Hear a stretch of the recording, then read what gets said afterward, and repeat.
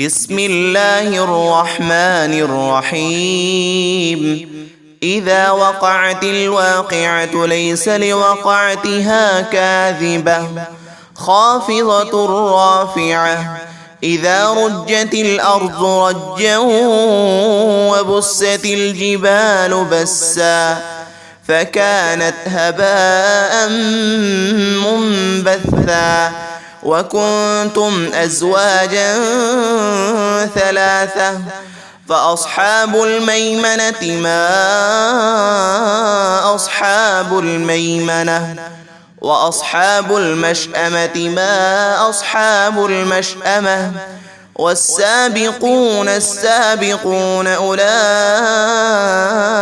المقربون في جنات النعيم ثلة من الأولين وقليل من الآخرين على سرر موضونة متكئين عليها متقابلين يطوف عليهم ولدان مخلدون بأكواب وأباريق وكأس من معين لا يصدعون عنها ولا ينزفون وفاكهة مما يتخيرون ولحم طير مما يشتهون وحور عين كأمثال اللؤلؤ المكنون جزاء بما كانوا يعملون لا يسمعون فيها لغوا ولا تأثيما إلا قيلا سلاما سلاما وأصحاب اليمين ما أصحاب اليمين في سدر مخضود وطلح منضود وظل ممدود وماء مسكوب وفاكهة كثيرة لا مقطوعة ولا ممنوعة وفرش مرفوعة إنا أنشأناهن إنشاء فجعلناهن أبكارا عربا أترابا لأصحاب اليمين ثلة من الأولين وثلة من الآخرين وأصحاب الشمال ما أصحاب الشمال في سموم وحميم وظل من يحموم لا بارد ولا كريم إنهم كانوا قبل ذلك مترفين وكانوا يصرون على الحنث العظيم وكانوا يقولون أئذا متنا وكنا ترابا وعظاما أئنا لمبعوثون أو آباؤنا الأولون قل إن الأولين والآخرين لمجموعون إلى ميقات يوم معلوم ثم إنكم أيها الضالون المكذبون لآكلون من شجر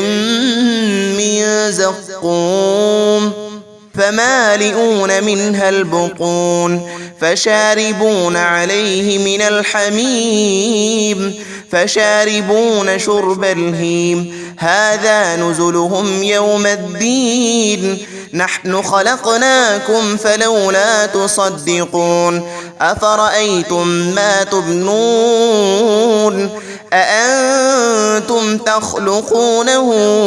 أم نحن الخالقون نحن قدرنا بينكم الموت وما نحن بمسبوقين على